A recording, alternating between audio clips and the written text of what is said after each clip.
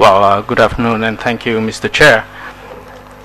First of all, at the outset, I would like to express my gratitude to IDSA for inviting me to this very interesting conference. And this is my first time in India too, so I'm very anxious, both on the topic and to see India as well. I'm given the topic of decodifying Vietnam's naval modernization to see its causes and trend. But I have the feeling that everybody already knew the story before it is told. It's all about the Liaoning, right? It's all about submarines, right? And while it seems that Vietnam is not capable of building an air carrier to compete with the Liaoning, so we go the submarine way. And because Russia and our Cold War time ally is a great producer of submarines, so we are aligning up with the Russians. And we are even cooperating with the US, and we are opening up the Cam Ranh Bay for the US in order to counter China, right? And we are drawing all these ASEAN countries together to form a counterbalance or counterweight to China. So this narrative seems to be a very convenient way of explaining Vietnam's naval modernization strategy.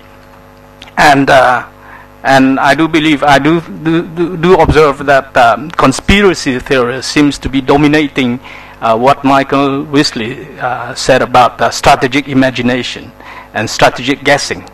So that is why I'm going to talk about Vietnam's naval modernization strategy and look at it in a more in-depth way and try to give a more comprehensive perspective and see the true nature and motivation of Vietnam's naval modernization. Now, all this hype about Vietnam's modernization started out in 2009.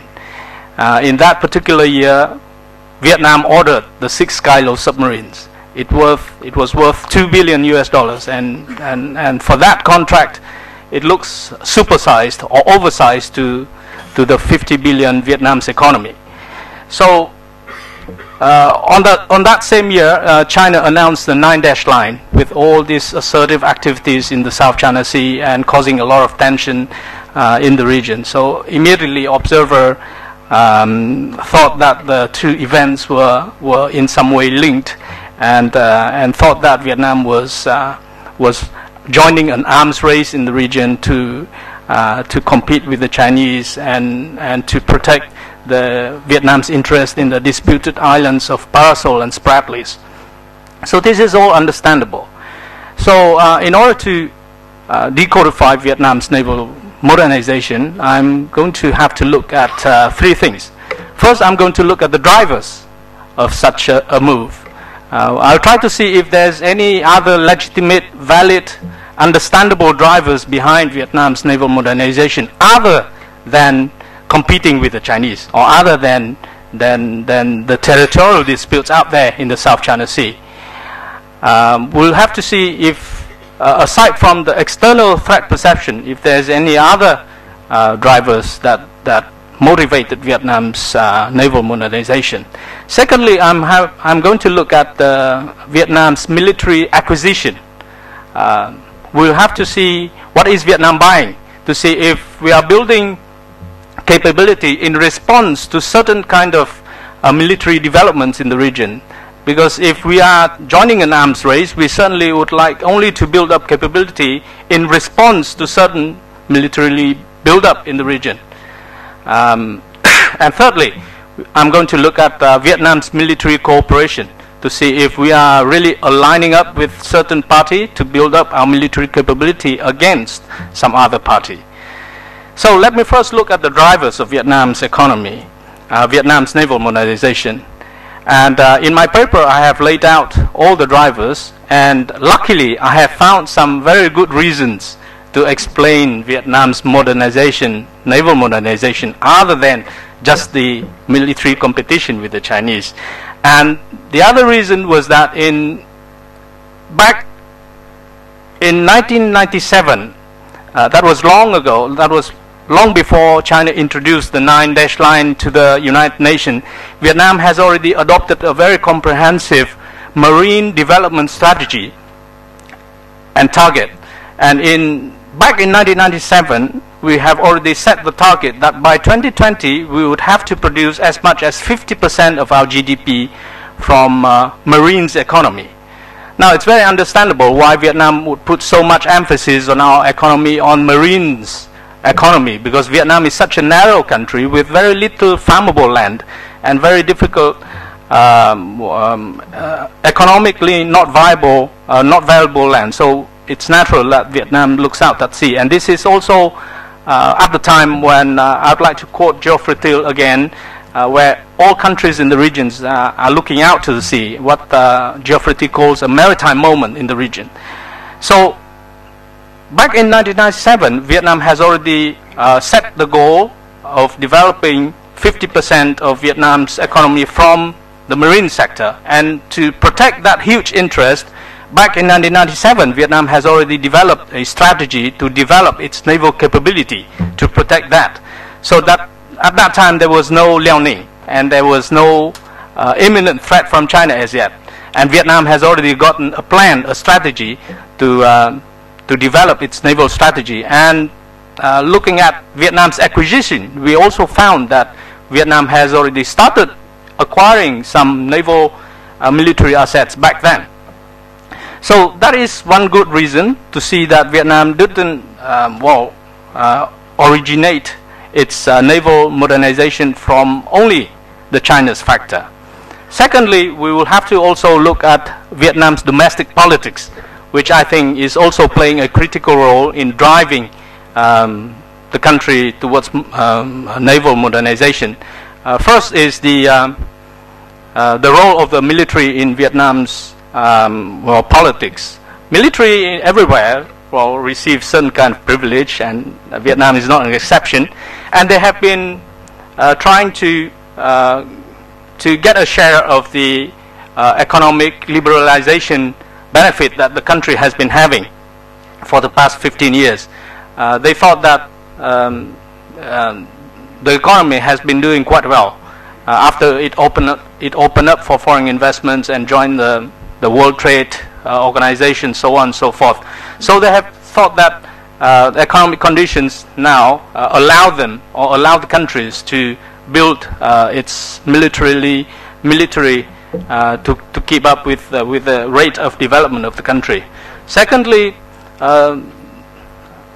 they also thought, and the Communist Party thought, that by building up its capability and showing to the people, and there's a rising sense of nationalism in Vietnam, just like everywhere else in Southeast Asia.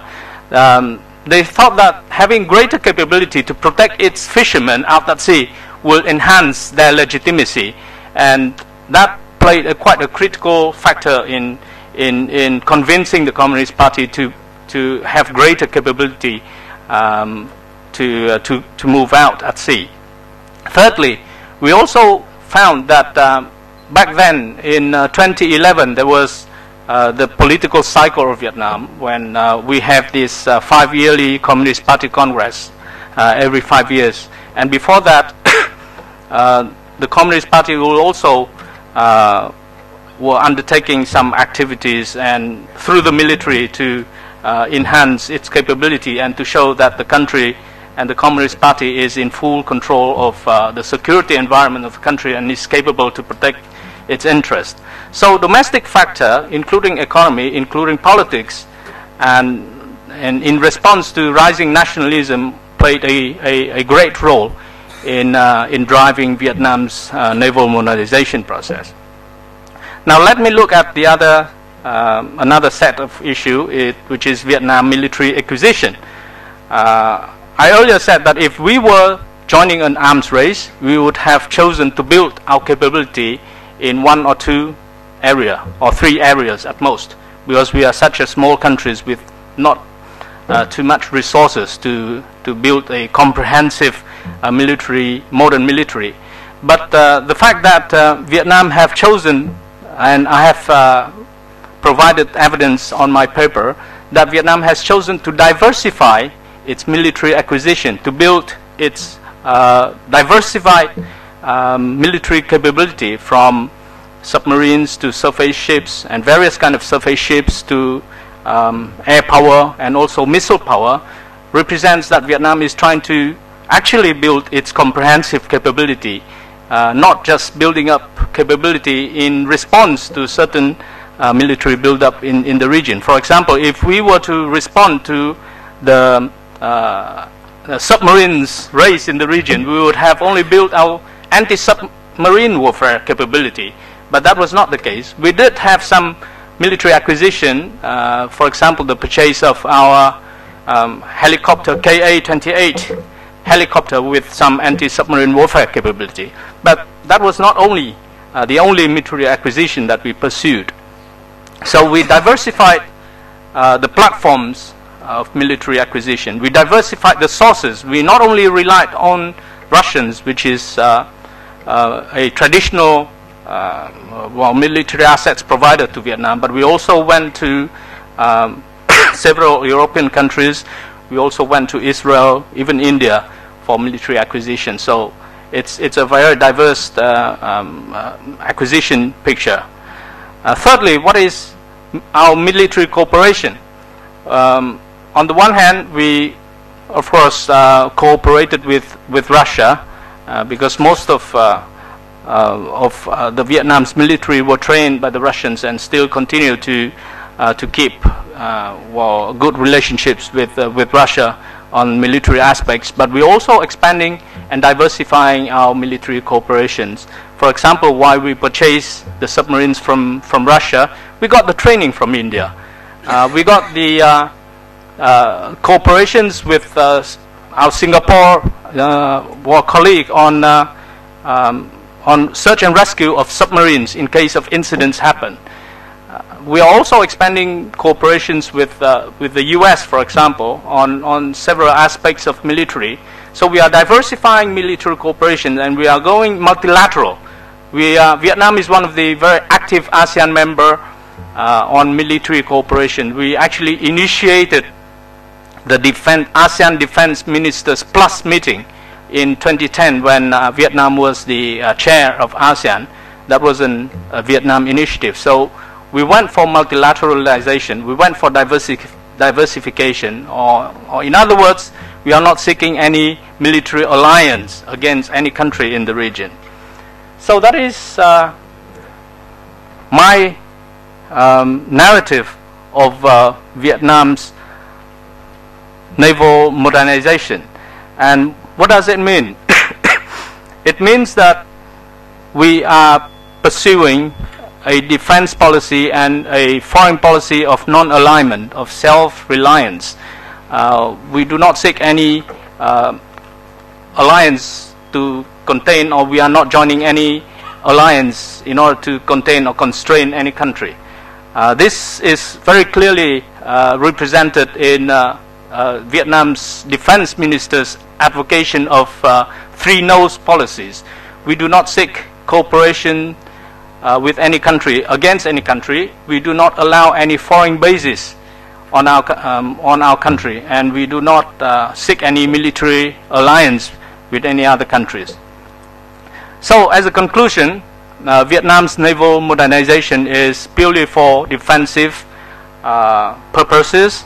It does not instigate and should not instigate any military or arms race in the region, and shouldn't be seen as instigating any arms race in the region.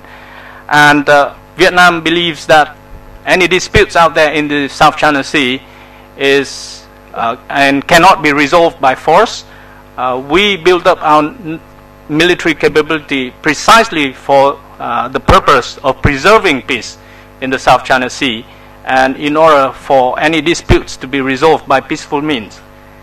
And the rule and the order that we are seeking to build in the South China Sea and in East Asia as a whole should be an order, a rule-based order, where countries or stakeholders behave in line with the rule of law or international law.